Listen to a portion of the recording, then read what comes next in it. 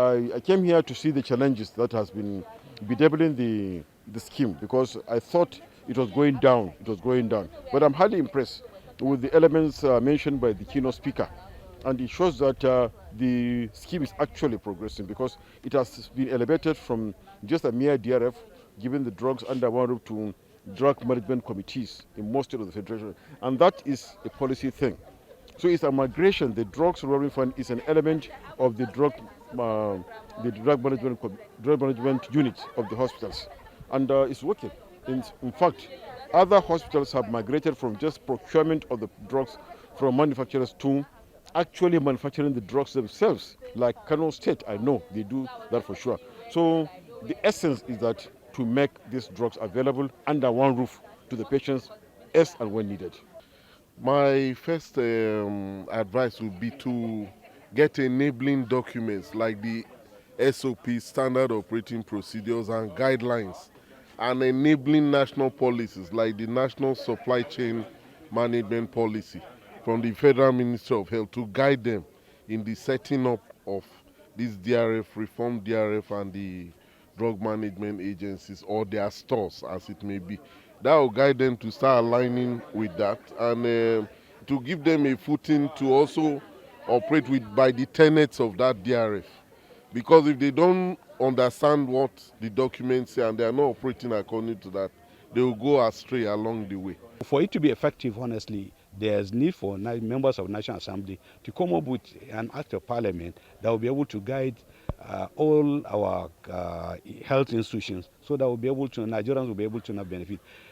Universal health coverage will be a mirage so long as the drugs are not available. There's a popular saying by most NGOs: no product, no program. And most hospitals, like in the words of Professor Adeola Olusade, this regional director of WHO, says that any hospital that lacks drugs lack credibility and substance. So in other words, echoing his words, drug is as important as anything. All the patient needed in the hospital, apart from clerking by the clinic, by the physician, next is medication. If the medication are not there, whatever the doctor must have done is useless. We've moved from guidelines. Some people are still in the guidelines point, but those who have moved into the Act of Parliament, where there is a working document that has the backing of Parliament, even if it is the state Parliament, with sanctions, that is the thing, and reward. Nobody does this without sanctions. So when an Act of Parliament comes with sanctions, then DRF will be respected, and it will the challenges we had when we were practicing depletion of the DRF account, not giving it an operational backing. Remember, it needs operational backing. Those things will now be a thing of the past.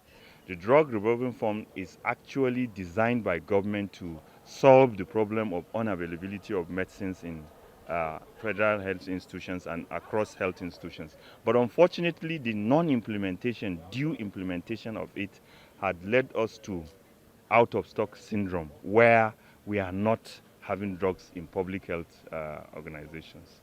Our advocacy is for call on federal government to do an act of parliament that will institutionalize the drug revolving fund, so that there will be sanctions for those that don't comply, and by so doing, ultimately we are making drugs readily available to Nigerians at affordable, qualitative and effective means.